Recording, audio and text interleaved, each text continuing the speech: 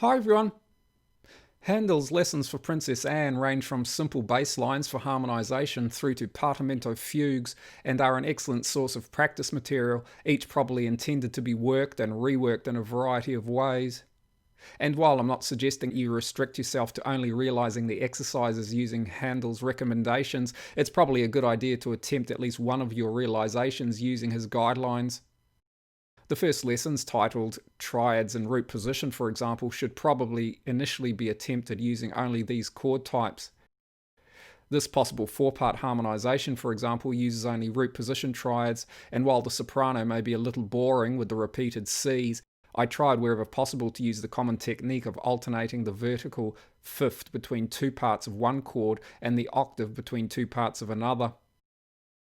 Here, for example, the fifth between the initial C major chords bass and alto moves to an octave between the same parts in the following G major triad. Using this technique, the remaining parts will then often move to the closest relevant note of the following chord, either by step or leap, or will repeat the same note in both chords.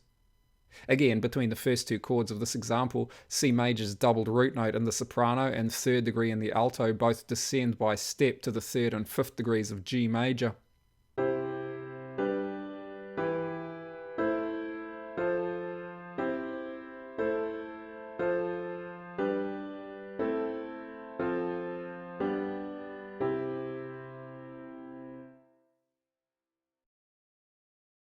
To complete the exercises, along with using four-part chorale texture, writing different three-part examples can also be beneficial. In three-part examples, to create effective voice leading, often some of the chords will be incomplete. Here, these chords, for example, lack their fifth degrees, while all others are complete triads. Often also, melodic patterns will develop from the need to avoid forbidden consecutives and from the bass line's interaction with the upper parts. This series of ascending fourths, for example, moves beneath repeated notes, and these parallel thirds harmonize this descent.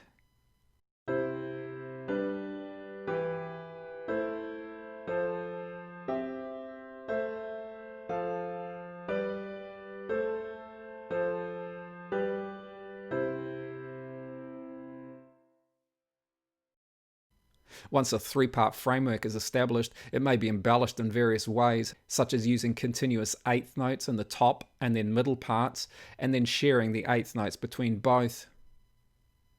With this type of embellishment, to create better lines, occasionally some sevenths may be added. These chords, for example, all include their seventh degrees, however only these chords' sevenths resolve correctly here to the fifth of dominant harmony and here to the third of tonic harmony, while the sevenths of these chords are simply part of the eighth note figure.